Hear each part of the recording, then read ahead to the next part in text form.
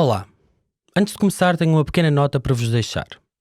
As entrevistas que fazemos são publicadas na íntegra, sem edição, porque achamos importante ouvirem as hesitações, os risos, os suspiros, a tensão. Isto significa que também cometemos erros e por vezes nos enganamos. Aconteceu-me 2 vezes citando datas. Digo durante a entrevista que o perfil florestal editado pelo Instituto da Conservação da Natureza e das Florestas é de 2001. Na verdade, é de 2021. E que os benefícios fiscais para as zonas de intervenção florestal são de 2019, quando na verdade são de 2017. Feitas as advertências, boa entrevista.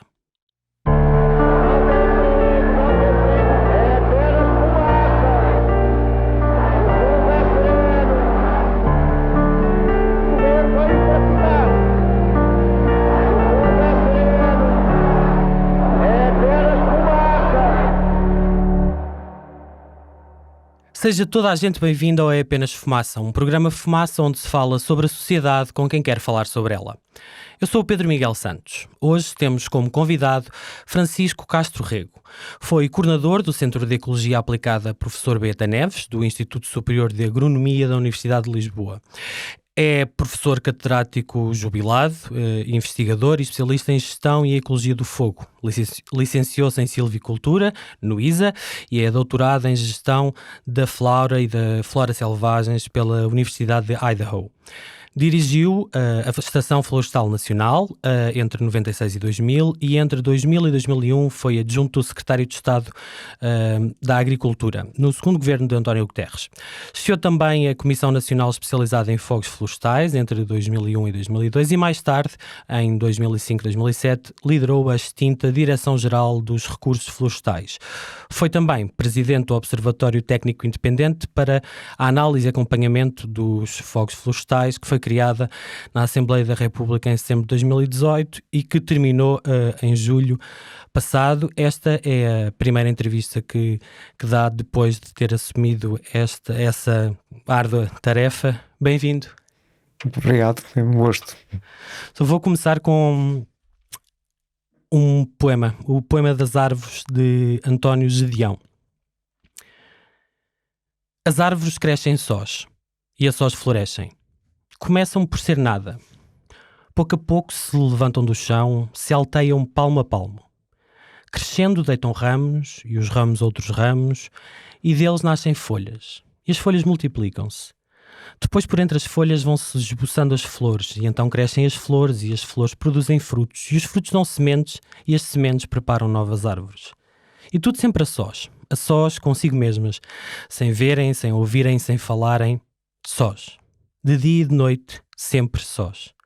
Os animais são outra coisa. Contactam-se, penetram-se, trespassam-se, fazem amor e ódio e vão à vida como se nada fosse. As árvores não.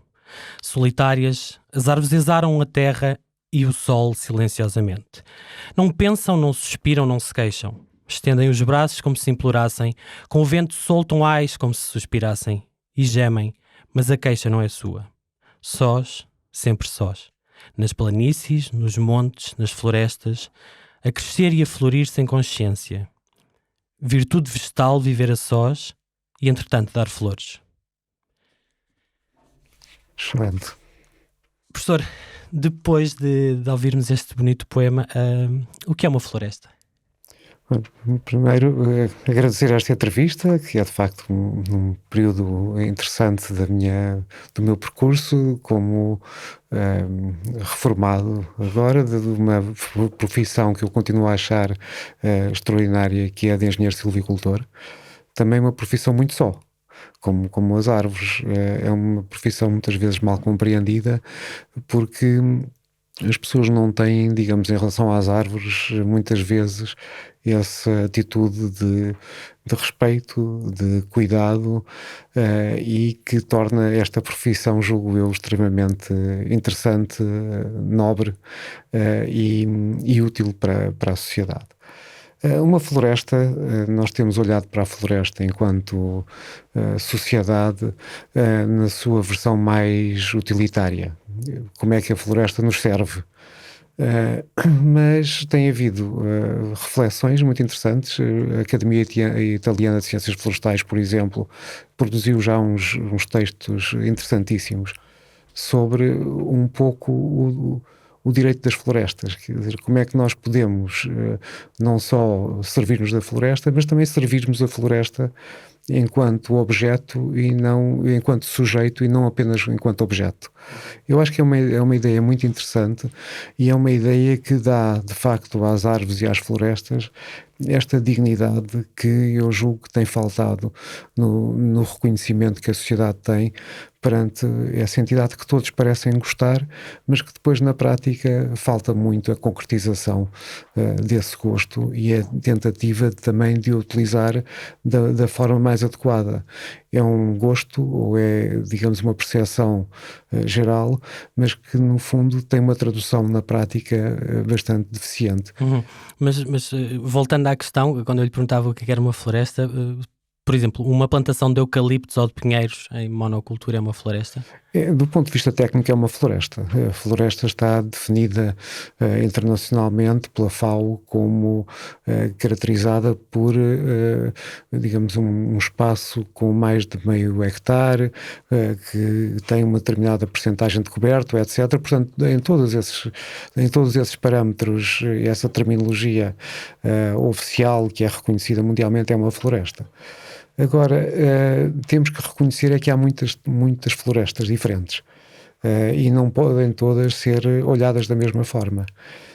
Uma plantação de eucaliptos é tecnicamente uma floresta, mas quando a comparamos com uma floresta de carvalhos no Gerês, quer dizer, são duas entidades radicalmente diferentes.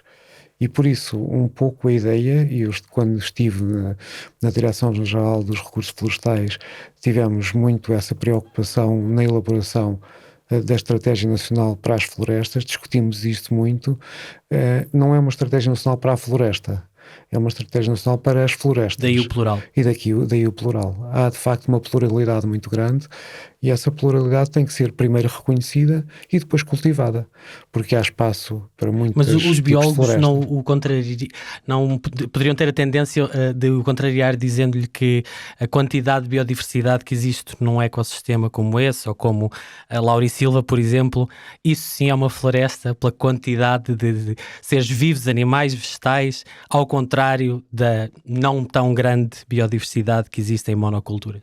Exatamente, não é aí assim, como disse, são florestas completamente distintas. Eu julgo que para nos entendermos temos que usar terminologias que são conhecidas e reconhecidas internacionalmente. Portanto, desse ponto de vista técnico, eu julgo que o conceito, a terminologia floresta aplica-se. Agora, são realidades, continuam a ser realidades completamente distintas, porque são muito distintas, digamos, as várias contribuições que elas dão para a sociedade. De facto, há uma tentativa muitas vezes de juntar no conceito de floresta enfim, realidades que não são associáveis, não é?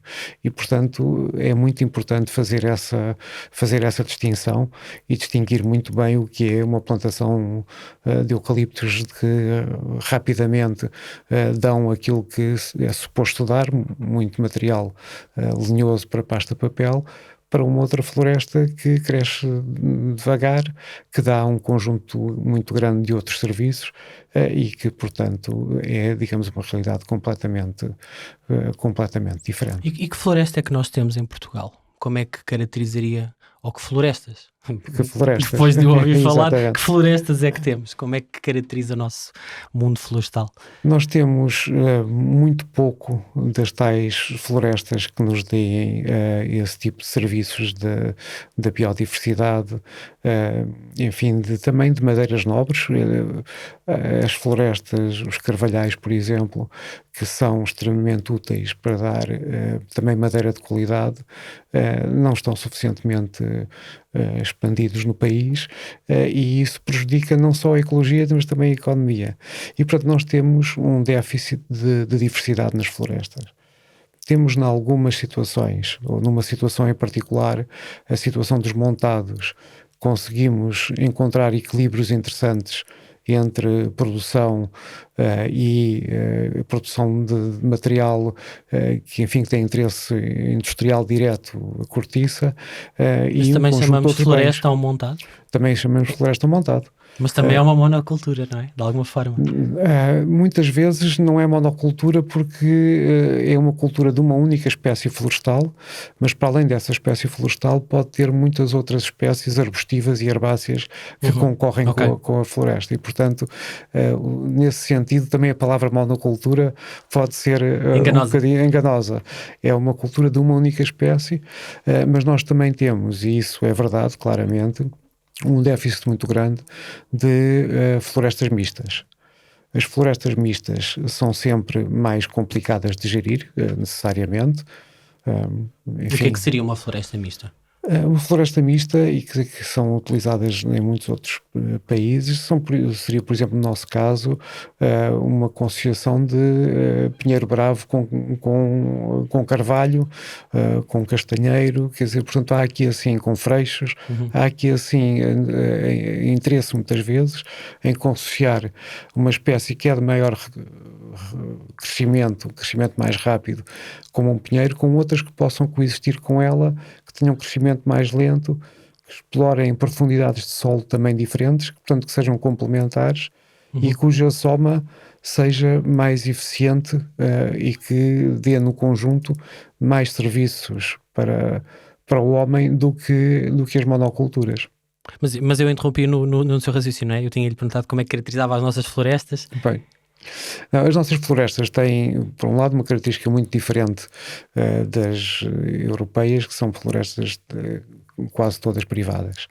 Nós temos, de facto, uma floresta de Estado, do Estado, que tem uma dimensão mínima comparativamente com os outros países. Temos uma floresta comunitária que tem sido muito pouco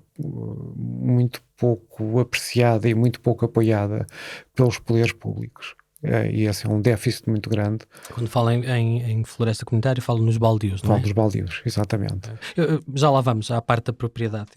Sim, mas em relação à floresta, à constituição da floresta propriamente dita, eu diria que Portugal tem uma floresta bastante desequilibrada para aquilo que poderia ter. E houve uma tentativa também, não queria estar, digamos, a chamar a atenção para o período em que estive na Direção-Geral de Recursos Florestais, mas nessa altura houve também uma tentativa de criar não só uma estratégia nacional para as florestas, como também, reconhecendo a diversidade regional, criar os planos regionais de ordenamento florestal. E esses planos regionais de ordenamento florestal eram aqueles em que as preocupações mais regionais dessa diversidade seriam, digamos, considerados, e as metas seriam negociadas entre os vários interventores no território e conduziriam, digamos, a florestas mais equilibradas. O país tem muita dificuldade em acertar ou em admitir figuras de planeamento. Figuras de planeamento que não são necessariamente dizer o que é que se faz aqui e o que é que se faz ali. É ter uma visão para a floresta, seja a nível nacional, seja a nível regional. E por isso, digamos, pouco tempo depois das metas dos planos regionais de ordenamento florestal terem sido criados, elas foram logo suspensas.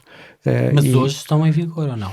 E hoje o que estão em vigor são umas metas que não foram ajustadas depois dos incêndios de 2017 e, portanto, com o meu chapéu de observatório, nós, desde o início, chamamos imenso a atenção para essa preocupação. Porque continuamos a ter uma floresta desequilibrada, uma floresta cuja composição é de facto muito excessiva. Muitas vezes temos mais floresta do que deveríamos ter mais agricultura, mais mosaico, o ordenamento do território. Nós temos, segundo o Inquérito Florestal Nacional, não é? Nós temos, no conjunto do país, 70% de espaços silvestres entre matos e entre floresta, não é?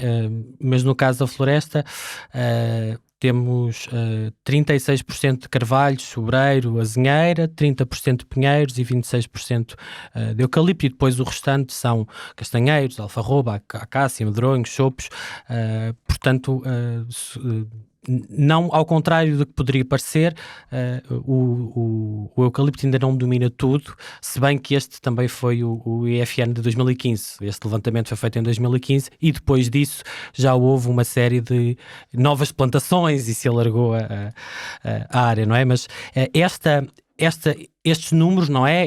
Esta tipologia até bastante bem delimitada de quase 4 grandes tipos de árvores. Como é que se construiu esta floresta portuguesa, não é? Porque a parte das matas nacionais, até das áreas protegidas e das florestas, são o resultado de florestas e de campanhas de reflorestação do século XIX e XX, não é? Sim. Mas como é que se construiu esta floresta? Sobretudo século XX. Houve de facto primeiro o país, digamos, regionalmente tem esta divisão muito grande entre norte e sul. O norte mais produtivo, com mais água também, sobretudo na parte costeira, e portanto o pinheiro, o eucalipto estão aí assim também bastante representados, e sobretudo houve no fundo quase uma campanha de pinheiro antes da segunda campanha grande, que foi a do eucalipto, não é? E portanto temos de facto 2 picos bastante grandes. De qualquer maneira, e no sul temos uma mistura de montado de sobro, montado de azinho, e o que é remanescente, os tais carvalhos de que se falava, são muito residuais. E eu diria que essa apresentação de números por parte do ICNF pode conduzir a uma visão completamente distorcida da realidade, porque aí se juntam carvalhos, sobreiros, azinheiras, e isso põe tudo dentro do mesmo leque e se diz que esse conjunto é dominante. Quer dizer, quando esse conjunto de facto é dominante, se separarmos as peças, já não é dominante. Quer dizer, os carvalhos estão em último claramente desse leque, as azinheiras infelizmente têm diminuído muito em termos de quantidade, sobretudo devido às questões da desertificação e da seca. E o montado de sobreiro, digamos, com dificuldade, mas até cresceu, não é? Até cresceu, mas com recurso a muito suporte, não é? Mas, portanto, mais uma vez, são florestas diferentes. Mas isso está ligado àquilo que estava há pouco a falar da propriedade. 67% da terra portuguesa é ocupada por floresta, não é? E matos, mais ou menos os 67 a 70 que falámos, não é? Mas só 3% destas propriedades é que são geridas por entidades públicas. É o valor mais baixo da Europa, onde a média é de 40% de floresta pública para 60% privado, e há um dado ainda mais impressionante. No conjunto de 56 países que integram a Comissão Económica das Nações Unidas para a Europa, portanto o setor regional da ONU para a Europa, Portugal é o que tem a menor floresta pública entre todos os países da UE, incluindo Canadá, Estados Unidos ou a Federação Russa. Como é que chegámos aqui? Não, a história é muito clara. Quer dizer, as zonas que tinham maior interesse, mais planas, em que podiam ser utilizadas para uma agricultura mais extensiva, foram depois da Revolução Liberal, eram terrenos comunitários, quase todos, né? E foram depois da Revolução Liberal muito apropriadas individualmente.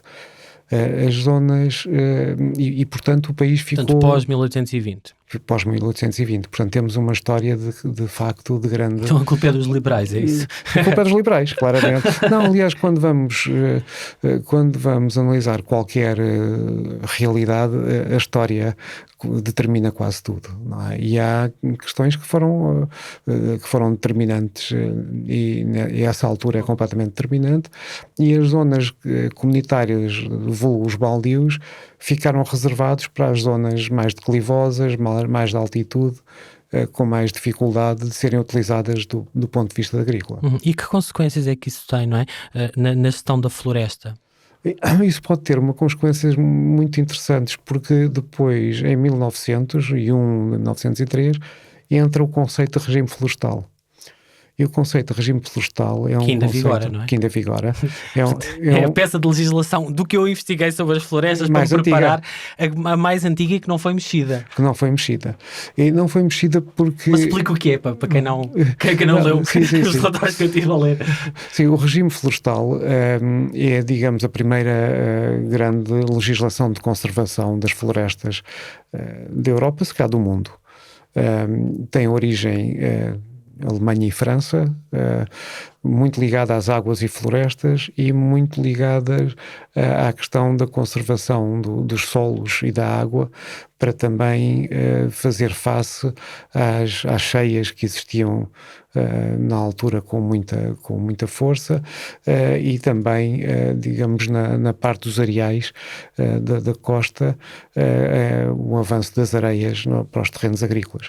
Portanto, eram florestas de proteção, de conservação, e era esse o conceito geral. Nós, neste momento, temos uma situação muito interessante, que é o regime florestal ficou praticamente associado à floresta comunitária, aos baldios. E, portanto, há uma grande parte desta floresta comunitária que desempenha estas funções, que são funções públicas. E esse reconhecimento... Estamos a falar de 6% da terra no país são baldios. Pelo menos segundo os dados do ICNF de 2001, que tem um perfil florestal, não é? Onde eu citei até há pouco aqueles números, dizia-se que 3% da terra é de entidades públicas, 6% são baldios e 91% são privados, sendo que 4% destes 91 são empresas industriais. Pois, as estatísticas são um bocadinho diferentes.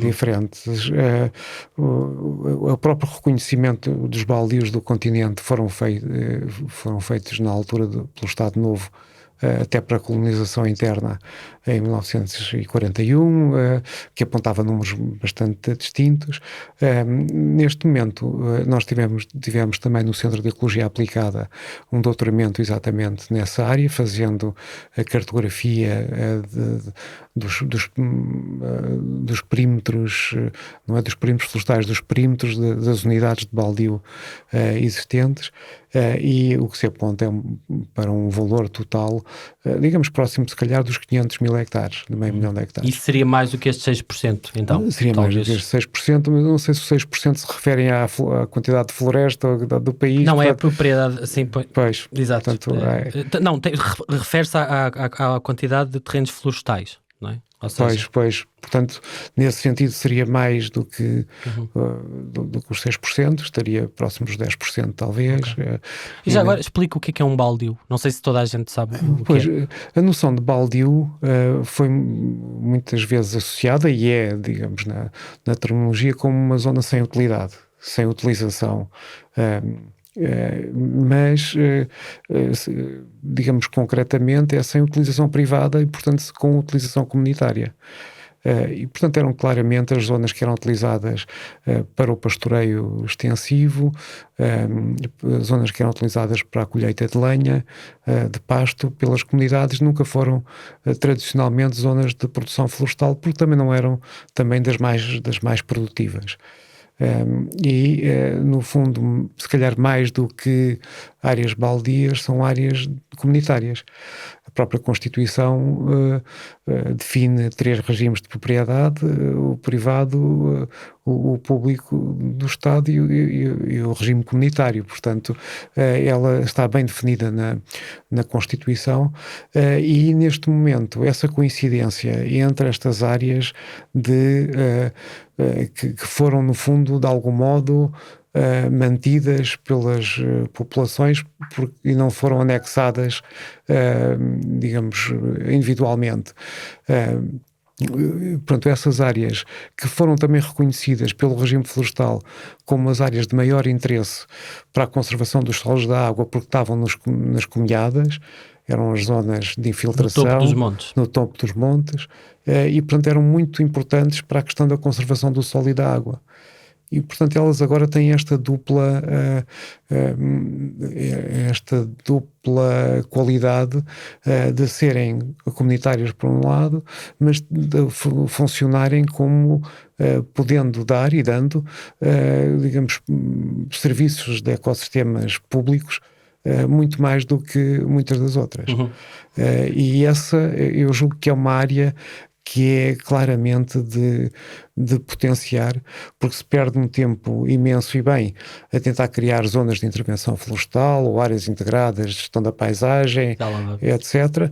Mas aquelas áreas que já estão integradas, que são áreas significativas, nessas não se faz o esforço suficiente ainda de apoio do Estado para poderem, digamos, desempenhar as suas funções ambientais, sobretudo, e sociais, de uma forma adequada. Portugal não tem um código florestal. Houve um que foi aprovado em 2009, mas foi revogado em 2012 no governo PSD-CDS.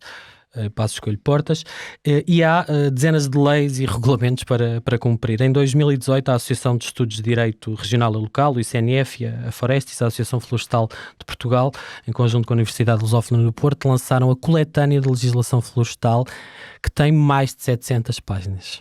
É possível um pequeno proprietário perceber quais são os seus deveres e cumprir a lei? Não, não é possível.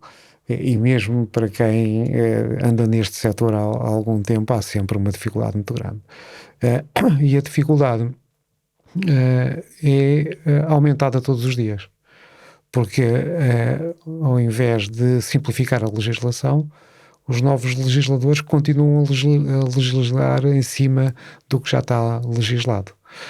E, portanto, essa produção continua, digamos, a natalidade de artigos excede claramente a mortalidade. Não é? Mas acha que tem que ver com o facto de quem legisla sobre floresta não perceber de floresta? Também, mas eu julgo que há também uma pecha geral em relação à legislação. Há uma dificuldade muito grande de simplificar a legislação. Mesmo a tentativa do Código Florestal, a tentativa do Código Florestal era uma tentativa de coletânea das leis florestais. Eu também na altura fui um pouco crítico em relação a esse Código Florestal, porque ele tentava abranger leis de diversos níveis hierárquicos.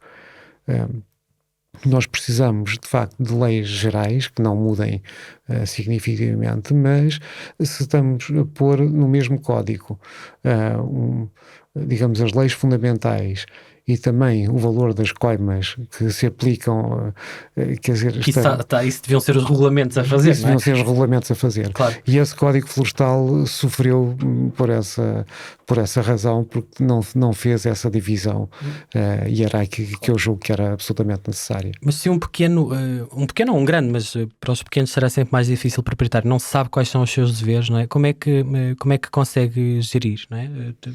Pois, é muito interessante porque nós temos sistematicamente utilizado no diagnóstico que a terra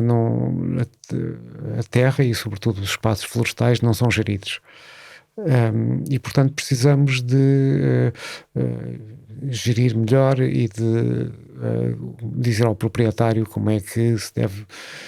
Ora bem, isto é parcialmente verdade, mas também há uma constatação que é um bocadinho paradoxal, que é a partir do momento em que há estímulos para determinadas atividades, a gestão organiza-se. Quando foi a campanha do Pinhal, o Pinhal apareceu por todo lado, com proprietários conhecidos, desconhecidos, zonas indivisas, etc., herdeiros, mas o Pinhal apareceu. Com o eucaliptal exatamente a mesma coisa. Há digamos, uma cenoura. E ao contrário igual, não é? Quando foi para arrancar vinhas, nos anos 80, arrancaram-se as vinhas. E arrancaram-se as vinhas. Portanto, claro, desde que haja os incentivos para os caminhos certos, o país organiza-se para essa gestão e para essa organização do território. Portanto, não acha que, por exemplo, o Estado devia substituir-se a pequenos proprietários quando eles não conseguem gerir o seu terreno, que devia ser o Estado a gerir essas terras. É uma dificuldade muito grande. O Estado também não pode apresentar os melhores resultados depois do que aconteceu no Pinhal de Leiria, e não é necessariamente. Eu sou, digamos, já o escrevi várias vezes, bastante crítico de Portugal ter a menor área de Estado da Europa e das menores percentagens da área florestal do mundo. Pública, exatamente. Mas, digamos, essa não é muitas vezes, se calhar, a maior das críticas. Não é? A maior das críticas é que, de facto, partindo do princípio de que esta é a situação, então ao Estado caberia apresentar os melhores incentivos para que os privados, as suas associações florestais, que deveriam ser muitíssimo mais apoiadas, e as suas organizações, as zonas de intervenção florestal, etc., pudessem dirigir-se naturalmente, com os incentivos próprios, para as situações de floresta mais equilibrada. Isso é que competiria ao Estado. E esse é que é, quanto a mim, o grande déficit. Mas toda a floresta pode dar dinheiro? E pode ser rentável economicamente? Toda a floresta, de uma forma ou de outra, pode ser rentável. O problema de muitas zonas da nossa floresta é que a rentabilidade não é imediata. Por exemplo, pelo tipo de espécies que plantamos, exatamente. Precisamos de esperar. E, portanto, precisávamos que o país dotasse os proprietários, os gestores da floresta, dos apoios possíveis para cobrir o espaço de tempo em que a floresta não está a ser suficientemente rentável.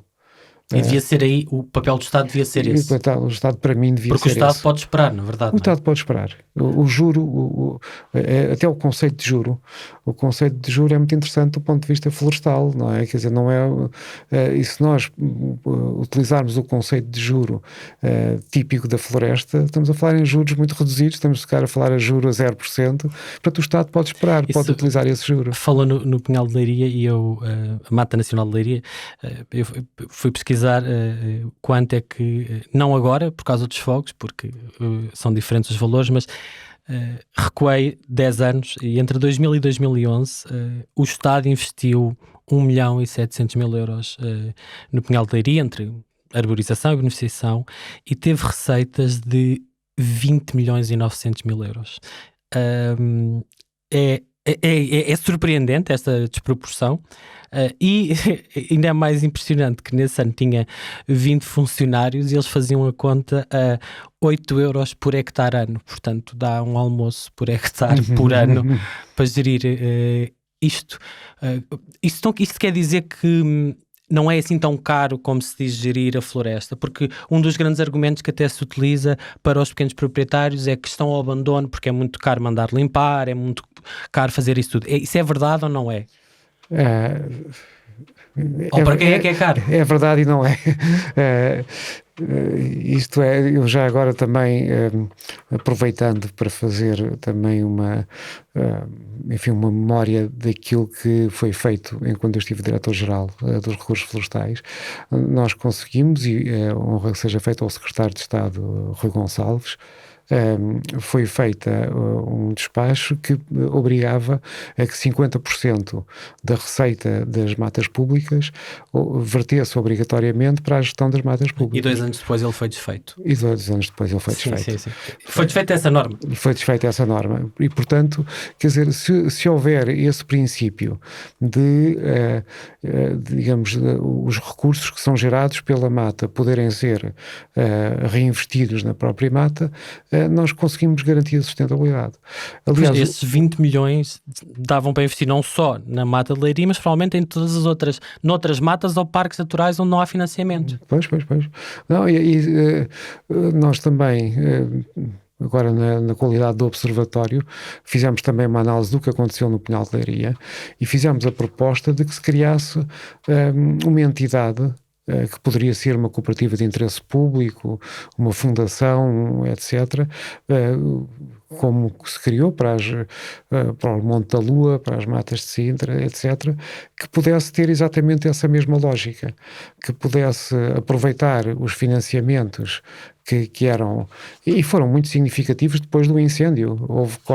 Depois dos cortes, houve de facto umas receitas muito grandes, mas essas receitas entraram nos cofres do Estado e daí não saem necessariamente para... Mas não é para isso que serve aquela primeira empresa pública de gestão que foi criada em março de 2019, a Floresta de Galo? Pois, mas não estava a gerir o Pinhal de Leiria, não é? Essa continua a ser gerida pelo Instituto de Conservação da Natureza e Florestas. Claro. E a lógica não pode ser só empresa, não pode ser uma lógica empresarial, na minha perspectiva, porque ali assim confluem, sobretudo nessas zonas, interesses de vária ordem.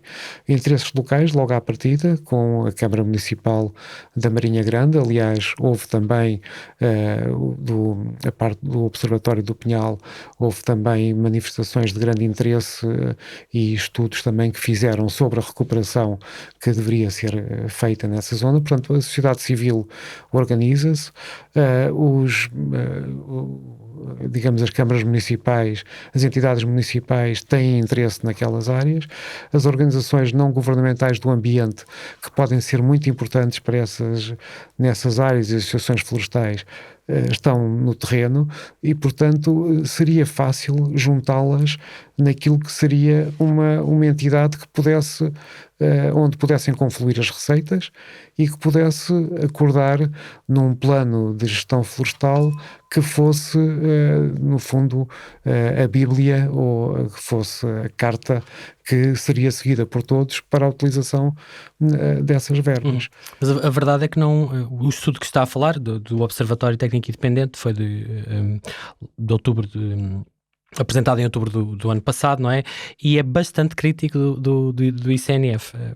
Basicamente, só para recordar, as pessoas ardeu 86% da mata nacional de Leiria no dia 15 de outubro de 2017 e passado todo este tempo, né, quase 4 anos agora, daqui a pouco tempo, umas das coisas das conclusões que eram expressas pelo Observatório diziam que as ações implementadas pelo Instituto de Conservação da Natureza e Florestas dizem respeito a uma fatia muito pequena do território afetado pelos fogos, mas também pelo furacão Leslie, que tinha acontecido também nesse ano, que há muitas áreas onde não existe qualquer regeneração natural e não há nada feito, e aliás, nós pedimos às pessoas que nos ouvem para mandarem perguntas para aqui fazer e várias pessoas perguntaram porque é que continua a haver tanta madeira queimada lá deixada ao abandono, porque é que as espécies estão a irromper espécies que não são os pinheiros, não é?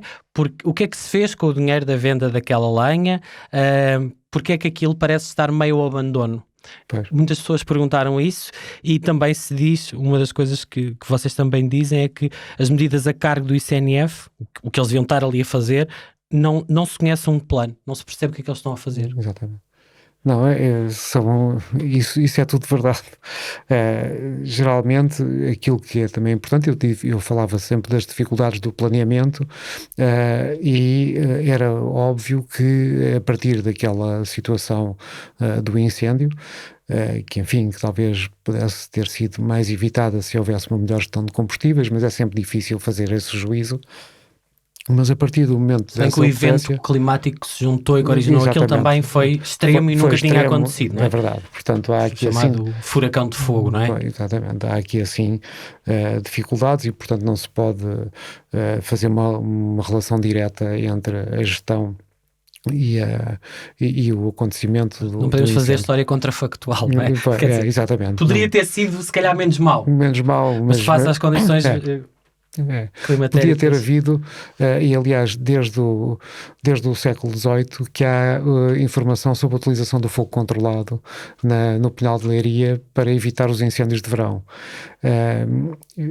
Houve umas pequenas experiências, mas digamos essa prática nunca Isso teria ajudado. Isso teria ajudado, claramente. Pelo menos em algumas zonas eu acho que vale a pena apostar nessa técnica e abandonou-se com rapidamente mais. A questão, e a questão que prende agora com a questão dos custos também, não é? Fala-se muitas vezes quais são as dificuldades que o ICNF tem para pôr uma área daquelas, digamos, bem gerida. Dificuldades humanas, com certeza, são reconhecidas, e há pouca gente, digamos, poucos técnicos. Não há pessoal no quadro. E não há pessoal no quadro. Isso foi tentado corrigir, e eu julgo que já está um pouco corrigido. Mas muito mais importante do que isso é, de facto, a convergência de interesses. A convergência de interesses que é fundamental, e também a utilização da própria natureza, que é qualquer coisa que é muito pouco utilizado como conceito em Portugal. Há, a nível europeu, digamos, ideias, há uma close to nature forestry, portanto uma floresta próxima da natureza, e há muitos processos de que nós não precisamos de substituir a natureza. O que é que isso quer dizer? Bastava deixar aquilo ali? Não, e cresciam pinheiros? Não, em muitas zonas sim. Portanto, o que há necessidade é de claramente monitorizar, haver capacidade para monitorizar o que está a acontecer e onde e quando, saber a tal ecologia do fogo, saber que não vale a pena esperar 3, 4 anos, como o ICNF tem alegado, para ver se há regeneração ou não. Quer dizer, o que regenera no primeiro e um bocadinho no segundo ano é o que vai regenerar. Não há mais banco de sementes para permitir a regeneração. O ICNF tem falado que está, digamos, à espera de que haja uma nova vaga de regeneração. De haver sementes que pudessem estar perdidas, passado 3 anos é que rebentavam. Exatamente. Isso não acontece. Isso é não conhecer a ecologia do fogo, a ecologia das sementes, que é fundamental. E, portanto, em muitas zonas pode-se aproveitar áreas dessas, não é? E a regeneração natural pode servir. Noutras zonas é necessário intervir, mas muitas vezes até a relocalização de pequenas árvores de um lado para o outro, digamos, tirando das zonas em que a densidade de regeneração é excessiva e compensando nas zonas em que a área de regeneração é mais modesta, se consegue também, de algum modo, minimizar custos e tentar e encontrar soluções mais baratas e mais eficazes. Porque nós temos muito o problema de dizer não há dinheiro, e depois, quando há dinheiro, há muito. E, por exemplo, este anúncio recente que há agora dezenas de milhões para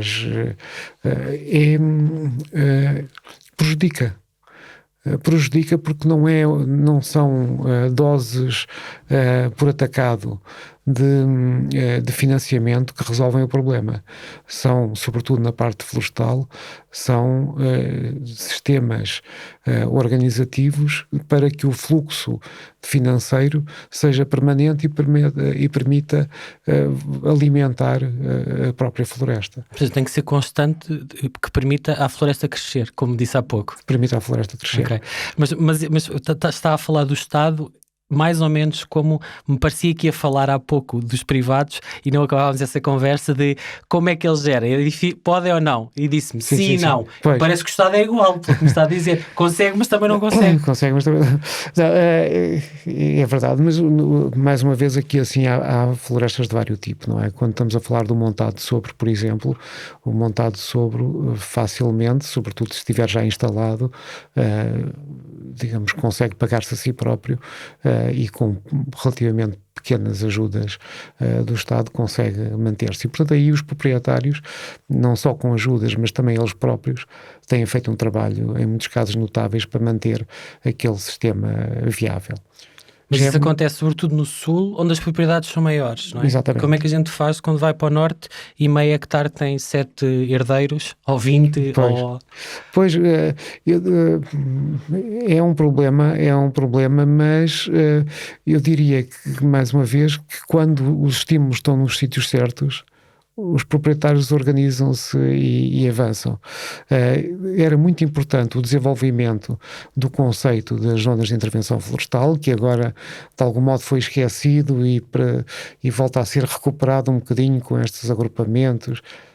Explique-me o que é uma zona de intervenção florestal. Portanto, uma zona de intervenção florestal, as zonas de intervenção florestal foram criadas, aliás, com um amplo consenso na Assembleia da República, em que os vários partidos reclamavam até todos a sua própria autoria moral desse conceito, o que é interessante, porque quer dizer que há de facto convergência na ideia, e era pôr de facto os proprietários e aquelas propriedades mais pequenas a defenderem-se coletivamente do problema, sobretudo dos incêndios florestais.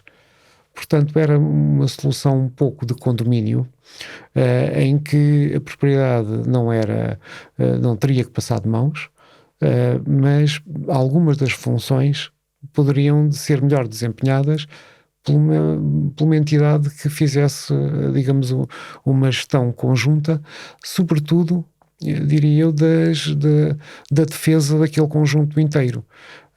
Das partes comuns daquele conjunto inteiro.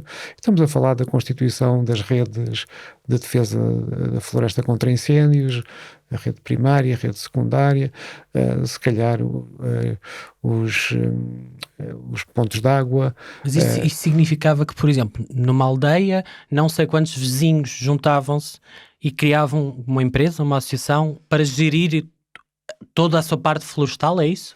Pois, aí é que foi também um pouco a confusão, porque a gestão poderia ser ou só das partes comuns, ou a gestão da própria floresta. E não houve, quanto a mim, e eu, meia culpa também, porque também estive envolvido um pouco no princípio, não houve a distinção clara dessas duas funções. Quando se legislou a ZIF, né? E nós estamos a falar em 2005, Exatamente. Foi em julho de 2005, quando foi publicado este decreto-lei. Exatamente. Mas a verdade é que, é bom que tenha falado da ZIF, porque isto não é nada novo, não é? Como disse. E a verdade é que a primeira vez que se falou em ZIF da minha pesquisa foi nos anos 80, em agosto de 80, com uma proposta de lei, de decreto-lei do PCP. Portanto, foi o PCP que fez esta proposta primeiro e que veio preconizar a criação das ZIF como um pilar de defesa da floresta contra incêndios, porque nessa altura estava-se a discutir isto no Parlamento. E, curiosamente, a ideia foi chumbada no Parlamento porque a AD, que era liderada por Sá Carneiro, a AD era uma junção do CDS com o PSD e com o PPM, Partido Popular Monárquico, que nessa altura achavam que aquilo era uma forma encapotada de estatizar a floresta, portanto chumbaram essa versão. Se as ZIF tivessem sido implementadas nessa altura, nós hoje tínhamos uma floresta diferente. Porque o conceito não é muito diferente, o dos anos 80 e o de agora. Não. As condições, infelizmente, com os grandes incêndios de 2003, 2005, apontaram para a necessidade imperiosa de haver intervenção a esse nível, não é? E, portanto, claramente, a partir daí, todos os partidos, independentemente dessa primeira proposta inicial, de facto, do Partido Comunista, todos os partidos reivindicaram a paternidade dessa legislação, porque perceberam que, de facto, há aqui, assim, uma necessidade de defesa conjunta. Agora, o problema foi muitas vezes confundir-se essa necessidade da defesa conjunta com a necessidade da gestão conjunta. E, portanto, houve também quem visse nesta proposta ou nesta criação das ZIF uma desmotivação para que o proprietário particular, privado, que tenha os 2 hectares, os 5 hectares aqui e acolá, digamos, entregasse a sua gestão a terceiros. E aí, assim, quem se posicionava e quem se posiciona muitas vezes para estas lógicas de uma gestão de terrenos mais agrupados são as grandes empresas de celulose que, digamos, podem tomar conta e podem gerir da forma que conhecem e muitas vezes com grande profissionalismo estas grandes áreas. Mas não são só eles, não é? Nós, até 31 de junho havia 256 ZIF constituídas no país. Nós estamos a falar de isto é só o número de ZIFs constituídas, mas os números globais que vou citar agora são do final de 2020. Havia 1.697 mil hectares que eram geridos por 84 entidades diferentes. Estamos a falar de associações florestais, agrupamentos de produtores de floresta, e tudo isto significava 27 mil proprietários aderentes. Exatamente. Apesar de tudo, é muita gente, não é? É uma realidade extraordinária. Digamos, a força com que o conceito ZIF em 2005, 2006, 2007, enquanto eu estive também na Direção-Geral, digamos, a velocidade com que ele avançou, a velocidade com que ele ganhou aderentes, com que ele capturou, digamos, o interesse maioritário das câmaras municipais, de todas as entidades locais, etc., foi extraordinário. E depois, digamos, não houve momento para os apoios que deveriam ter sido dados nas fases seguintes. Entretanto, houve mudanças, não é? Não só em março de 2009, o ministro Capolas Santos, na sequência de uma série de outras alterações que estavam a ser feitas, aprovou ou fez criar uma série de legislação, e há benefícios fiscais neste momento para, nomeadamente ao nível do IRC, imposto municipal, para fomentar as ZIF. Mas eu queria, já que falamos nas ZIF e nesta ideia de toda a gente aderiu, e na verdade é uma ideia que foi imaginada 40 anos antes de ser posta em prática, não é? Não são só as obras em Portugal, só até as ideias demoram algum tempo a amadurecer, mas nesse ano, a nossa altura, onde se propôs as DIF foram propostas pelo PCP, depois esse decreto-lei acabou por não passar, mas houve aí uma mudança de registro entre esta ideia de ordenar o território para que não arda, para apostar nos órgãos de proteção civil, nos bombeiros. Foi nesse momento que, com a aprovação do Decreto-Lei 327/80, que se dá, em que nós desistimos de fazer a prevenção e passámos à prestação no combate. Nessa altura houve de facto uma visão de que, digamos, era uma altura também em que os serviços florestais estavam fragilizados pela sua, também nas suas competências, e também, em alguns casos, com críticas que eram razoáveis à sua atuação, mas uma altura em que o país se convenceu que o combate resolvia o problema. Veio pagar isso mais tarde, não é? Porque de facto o combate é absolutamente essencial, os bombeiros são peça essencial no sistema, mas agora, e se ouvirmos as declarações nos últimos anos dos responsáveis dos bombeiros, quer dizer, a culpa é da floresta, não é? Portanto, portanto não pode haver-se uma solução só baseada num dos pilares. O combate tem que melhorar, claramente, e ainda tem que melhorar bastante, sobretudo o combate aos acontecimentos mais extremos. Nós temos o país razoavelmente adaptado ao combate a incêndios de dimensão ou de intensidade pequena a moderada. Quando os incêndios ultrapassam uma certa intensidade, continuamos a ter dificuldades grandes, e é um problema bastante difícil. Isso vai acontecer mais vezes e com mais frequência. Isso vai acontecer mais vezes. E, portanto, exige cada vez mais uma preparação mais fina, mais exigente, e mais difícil de dar, porque um colega de Catalunha dizia-me com muita propriedade que a probabilidade de um bombeiro ou de um sapador florestal ter assistido durante a sua vida a um grande incêndio é uma coisa muito reduzida. E o que é que ele aprendeu desse grande incêndio? Se calhar não aprendeu quase nada, a não ser algumas ordens que terá percebido e tal. E portanto... Mas isso ainda é verdade. Isso ainda é verdade. Se falar hoje com os bombeiros portugueses, assistiram a grandes incêndios em 2013, em 2005, em 2017, já viram pelo menos 3 vagas de incêndios monstruosos, não é? Sim. Mas o que é que se aprendeu? E não aprenderam nada? Não é os bombeiros que não aprenderam nada, é, digamos, aquilo que são as análises globais sobre o comportamento do incêndio, a estratégia de ataque, etc., são, digamos, não tão suficientemente potenciadas. Mas não era para isso que servia esta nova sistema de gestão integrado de fogos rurais, o Programa Nacional de Ação, a Estratégia Nacional 2030 integrada contra os fogos rurais, não é? Toda esta quantidade de peças legislativas que foi sendo feita, de estruturas de planeamento, para que é que isto tem servido nos últimos anos, desde os incêndios de 2017?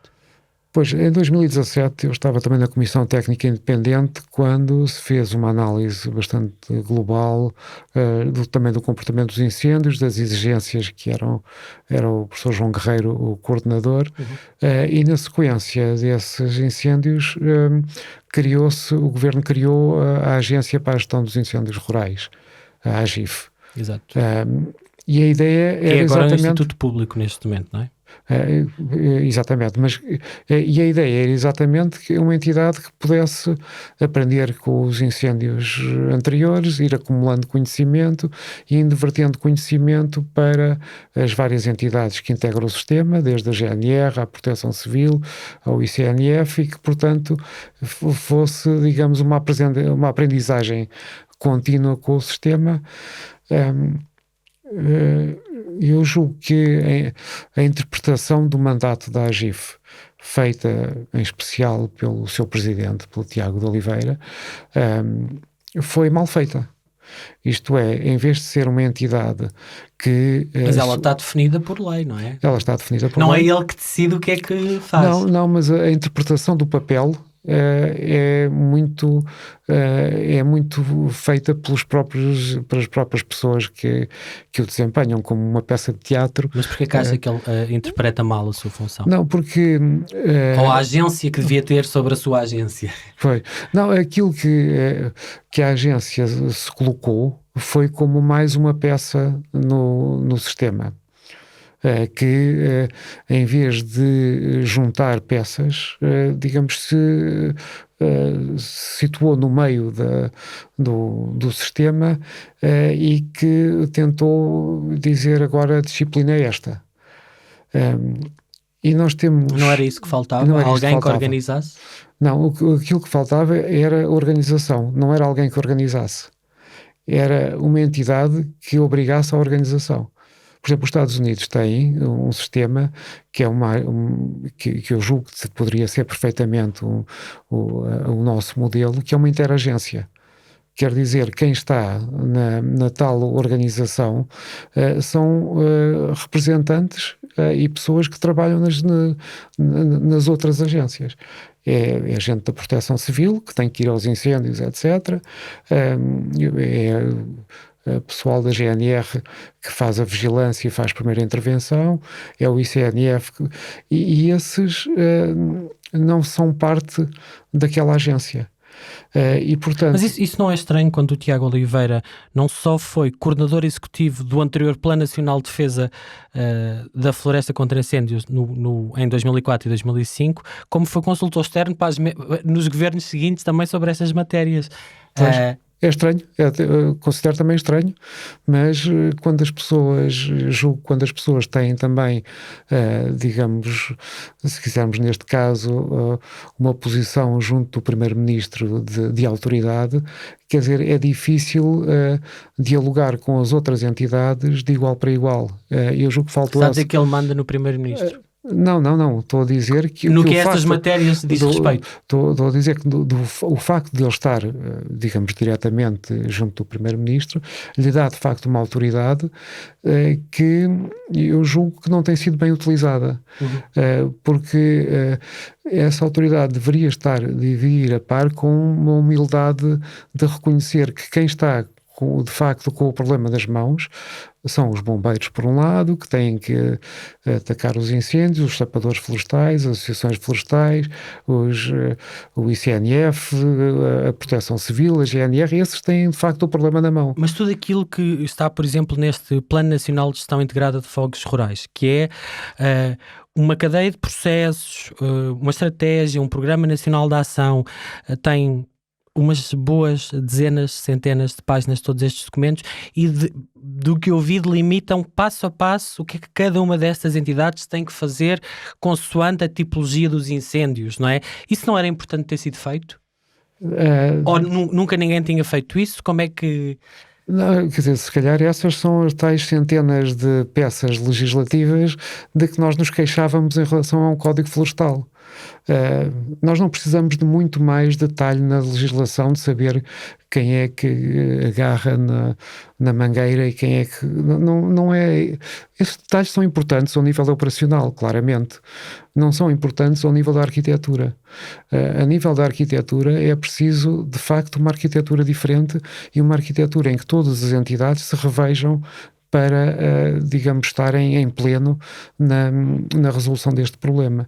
E eu julgo que isso não foi conseguido pela... Que quer dizer que a AGIF não tem tido grande utilidade. Ela foi criada supostamente para resolver o problema resultante, para identificar as causas dos grandes incêndios e para propor medidas que impedissem que eles voltassem a acontecer, e o que me está a dizer é que ela não tem cumprido a sua missão. Eu julgo que não tem interpretado bem o seu papel. Uhum. Digamos, é porque em quase todos os relatórios que eu li do Observatório Técnico Independente não há um em que vocês não, passando a expressão popular, não deem pau na AGIF. Não, exatamente por isso, porque a missão da AGIF é de tal maneira importante e a sua existência de tal maneira fundamental para que o sistema funcione, que digamos que é obrigatoriamente uma entidade sobre a qual, digamos, recai uma responsabilidade muito grande e uma exigência muito grande. E não é por... A AGIF teve uma qualidade muito grande, que foi... recrutou para o seu funcionamento gente, digamos, de grande competência, de grande qualidade, claramente fez esse recrutamento e teve simplesmente como, digamos, a sua operacionalização não foi, digamos, aquilo que julgo eu que a maior parte dos setores esperava. Neste momento, digamos, grande parte da AGIF, a parte operacional, passou para o ICNF. Que era uma parte de sapadores, não era? Não. Técnicos, dos técnicos da própria AGIF, grande parte operacional passou para o ICNF. Não passou nenhum para a Proteção Civil, onde se calhar teriam feito também um apor bastante significativo. E por outro lado, dentro desses planos todos, a AGIF reclama-se, digamos, de uma competência extremamente significativa de controle da qualidade daquilo que se faz daqui e acolá e dos vários programas, e já não tem estofo e pessoal suficiente para o fazer. E era absolutamente necessário que tivesse. E por isso nós batemos no bom sentido. E eu sou também dos que... Mas é consensual, digamos, somos 10, os 10 no observatório, e todos tínhamos exatamente a mesma opinião de que é uma entidade que tem um papel estratégico absolutamente fundamental e sobre a qual, digamos, recaía uma expectativa que infelizmente não foi cumprida. E um dos aspectos essenciais que agora parece estar digamos, a querer dar outra vez os primeiros passos, mas que já vai muito atrasado, é a parte da formação. A parte da formação dos agentes. É também uma área... Está a falar dos bombeiros, por exemplo? Dos bombeiros, da Proteção Civil, da GNR, todos eles têm, digamos, tipos de formação diferentes, com mais exigência, menos exigência, com terminologias diferentes. Sim, mas uns são funcionários do Estado, não é? São recrutados, à partida quando entram nessas instituições tem que ter um conjunto de formações ou características. Claro. No caso dos bombeiros, que são voluntários, nós não devíamos ter um sistema parecido com, imagina, um SNS, mas porque é que os bombeiros são voluntários? Não deviam ser profissionais todos? Não, a questão essa questão do voluntário e do profissional também tem sido um bocadinho difícil de lidar, porque, quer dizer, o que é importante de facto é a exigência de qualificações. Mas por isso é preciso tempo, não é? Como é que um bombeiro que trabalha, tira 200 horas para ir fazer formações? Não, e é por isso que desde o início apontámos para que era absolutamente necessário, tanto no setor dos bombeiros como no setor dos sapadores florestais, fazer uma contratualização estável entre o Estado e essas associações, que são associações humanitárias de bombeiros, associações florestais. Tem que haver uma contratualização clara que defina muito bem os deveres e os direitos de cada uma. Que hoje não há. Que hoje há as coisas são negociadas quase caso a caso, não diria caso a caso porque há regras, mas não há, digamos, essa visão de médio prazo e de estabilidade que era necessária e que é a única que permite, por um lado, a estabilidade dessas entidades e, por outro lado, a exigência na formação, na qualificação, etc., que se poderia ir por aí. Portanto, se tivéssemos gente mais qualificada, tínhamos menos incêndios? Se tivéssemos gente mais qualificada, não é menos incêndios. A quantidade de incêndios tem a ver muito com as práticas e os comportamentos individuais, que de facto têm vindo a melhorar. Fruto das campanhas, e aí a AGIF também tem feito uma campanha interessante e várias entidades, portanto há aqui assim trabalho significativo e as populações elas próprias vão tomando cada vez mais consciência dos comportamentos de risco e, portanto, em termos de número de ocorrências, a Guarda Nacional Republicana também tem estado mais em cima, a Polícia Judiciária tem avançado também e tem prendido casos em flagrante delito e outros em trabalhos muito, muito interessantes e, portanto, digamos, em termos de número de ocorrências, isso está, digamos, vamos no bom caminho, julgo eu. Ainda é preciso trabalhar, manter a persistência, mas vamos no bom caminho. Em relação ao combate, é preciso mais qualificação, mais formação, sobretudo para estes acontecimentos que sejam mais exigentes e para os quais ainda não estamos completamente preparados. Nos últimos dias vieram várias notícias a público sobre falhas na prevenção de possíveis incêndios. Torres de vigilância florestal que não estavam operacionais, como o PSD tem denunciado, sendo que 1/3 do continente já está coberto por estas estruturas, mas havia uma série delas que não estavam operacionais. O sistema dos drones da Força Aérea que foram comprados no ano passado por 4,5 milhões, caiu e suspenderam aquilo. As multas por falta de limpeza dos terrenos até 1 de agosto já eram superiores às multas de 2020. Portanto, temos aqui falhas do Estado e dos privados. Não aprendemos nada. Eu acho que aprendemos. Não podemos também esquecer a situação de pandemia também, não é? Este último ano foi complicado e continua a ser em termos de cumprimento pelos privados das regras e a GNR também tem atuado e bem nessa matéria, portanto é natural que em termos de coimas o número tenha estado a aumentar, portanto aí não me parece que haja digamos muito a dizer. Mas as falhas da vigilância, são graves? As falhas da vigilância são complicadas porque os postos de vigia que existiam na sua condição, enfim, tradicional até passarem para a GNR, faziam, digamos, um trabalho aceitável, mas muito complementar àquilo que têm sido as detecções, sobretudo da população. Portanto, com os telemóveis, com toda a tecnologia que existe, muito rapidamente se dão alertas, a não ser nas alturas do ano menos prováveis e nas alturas do dia com menos gente e nas zonas do território menos povoadas, não é? Onde há menos densidade de telemóveis, não é? E, portanto, essa necessidade de que haja um sistema complementar. A rede de postos de vigia foi trabalhada, a GNR trabalhou um bocadinho, foi pensada parte da vigilância, por alguma videovigilância em algumas das torres, mas mais uma vez foi feito o concurso para novas torres, a manutenção não foi feita, e agora, ultimamente, sobretudo com os sistemas de videovigilância, muitas câmaras, muitas comunidades intermunicipais, etc., foram incentivadas a ter sistemas de videovigilância com apoios públicos, etc. Ora bem, quem está responsável pela vigilância a nível nacional é a GNR. Muitas destas videovigilâncias que foram criadas aqui e acolá com base em dinheiros comunitários não estão integradas no sistema da GNR. Então isso quer dizer que...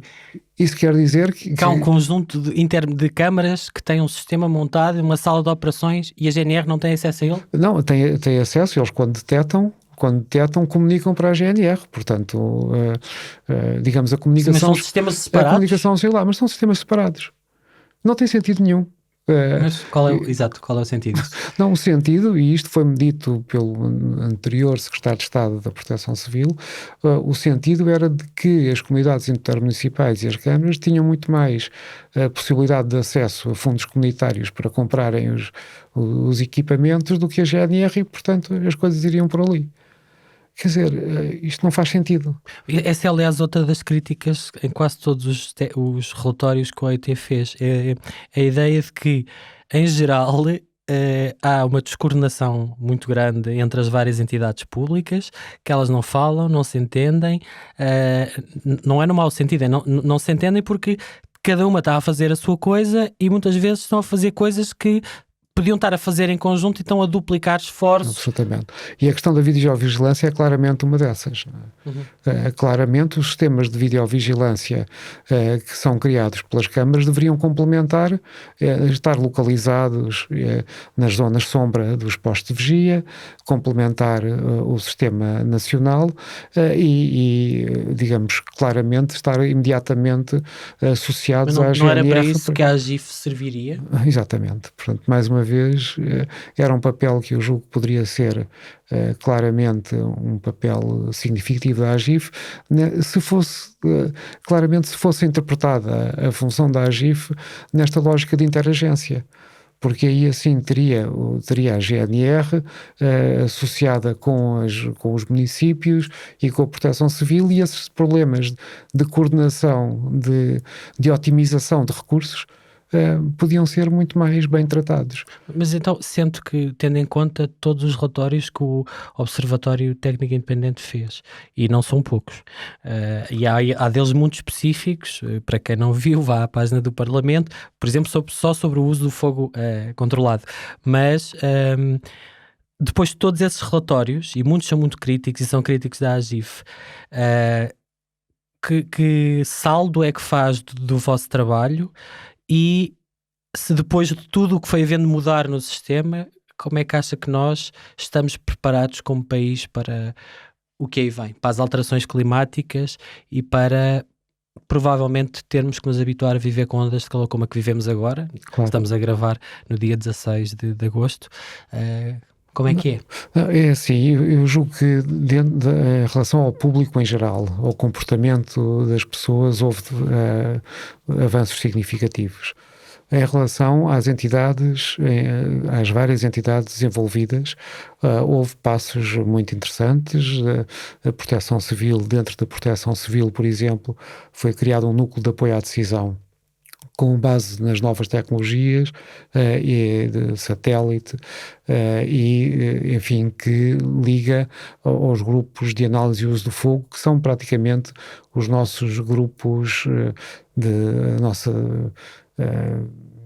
enfim, exército de choque para os grandes incêndios. É a única entidade que o Estado tem que é especificamente utilizada para essa matéria, mas cuja volatilidade foi muito grande também. Quer dizer, as pessoas saíram dali, algumas saíram dali para ir trabalhar para a AGIF, outras foram para trabalhar para não sei onde, portanto, a própria Proteção Civil tem tido dificuldade em segurar e em desenvolver um embrião muito significativo e que está a dar passos muito interessantes e que já os provou em alguns incêndios. Portanto, há de facto avanços significativos em cada uma das áreas. A GNR também, no seu trabalho de vigilância, também melhorou, e de primeira intervenção também melhorou bastante. Portanto, continua a faltar, digamos, essa integração, essa visão de conjunto, essa otimização, que ainda por cima eu julgo que poderá não ser estimulada pela quantidade de fundos comunitários que vêm aí. Portanto, quando temos poucos recursos, temos que tentar otimizá-los e termos uma melhor lógica da sua utilização. Quando não temos alguma facilidade em continuar a dispersar os fundos pelas várias idades e não os otimizar. Portanto, acho que, só para dar um exemplo, entre Fundo Europeu Agrícola de Desenvolvimento Rural, Programa de Desenvolvimento Rural e Fundo Ambiental, as medidas que estão alocadas para diferentes programas, mas nomeadamente o Programa de Transformação da Paisagem, que foi apresentado, do que eu fiz, das contas que eu fiz, há 174,2 milhões de euros garantidos nos próximos anos, sendo que para a gestão de algumas terras há subsídios de 80 a 150 euros de hectare por ano, com níveis de comparticipação entre 60% a 90%. Isto é muito dinheiro. Era possível, de facto, com este dinheiro todo, fazer aquilo que acha que falta fazer? Eu acho claramente que sim, portanto, mas em algumas destas áreas é necessário um financiamento bastante significativo se quisermos de facto fazer a alteração da paisagem. E aí, por exemplo, não se compreende muito porque é que as políticas agrícolas comuns não estão numa lógica idêntica ou complementar da transformação da paisagem. Mas deixe-me só então ser justo, porque há medidas aqui previstas neste plano que estão financiadas, pelo menos segundo este documento, umas até 2043, outras até 2039. Estamos a falar de medidas como florestação de terras não agrícolas, reconversão de eucaliptais em espécies com folhosas autóctones, remuneração dos serviços de ecossistemas, apoio à reabilitação de linhas de água. Sim. Isto está aqui. Portanto, isto é aquilo que o senhor dizia que faltava, não é? A pingar todos os anos um bocado. Exatamente. Pois, mas sobretudo o tal enquadramento e a tal visão estratégica para onde é que as coisas deverão ir. Por exemplo, quando nós falamos de passar o eucalipto para folhosas autóctones. Quer dizer, porque o eucalipto? Porque folhosas autóctones?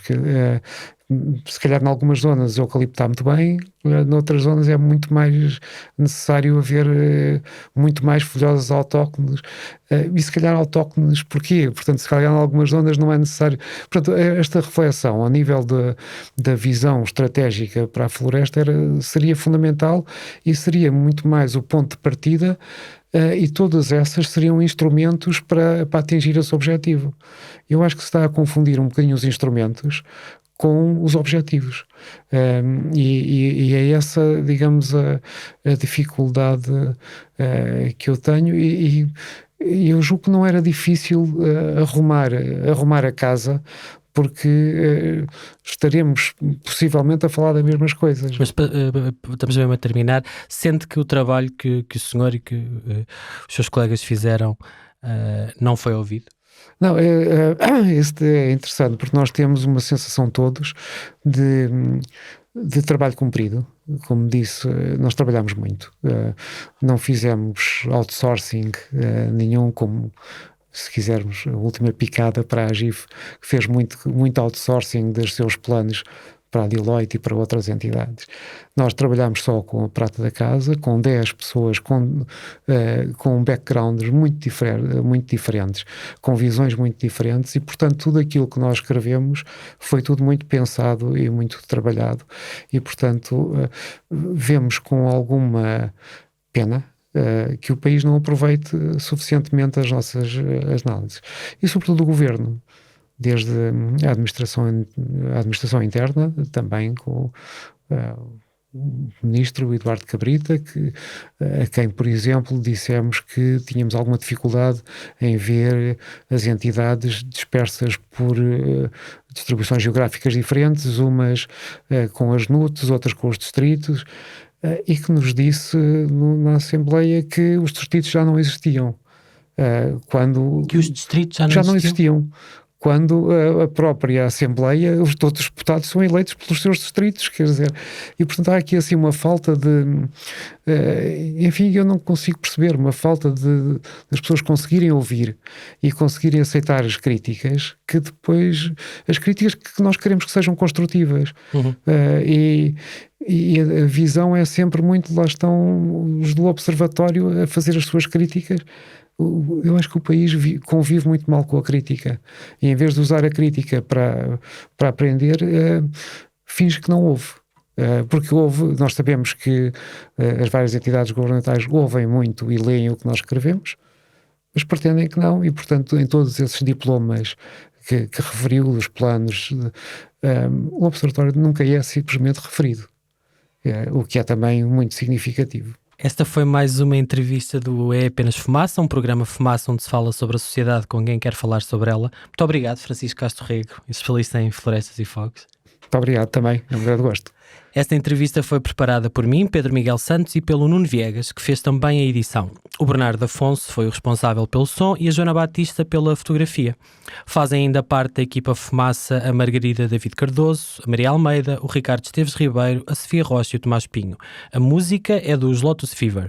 Queremos fazer do Fumaça o primeiro projeto de jornalismo português totalmente financiado por quem nos ouve, vê e lê. Se queres fazer parte da nossa comunidade, junta-te em fumaca.pt/contribuir. Até já!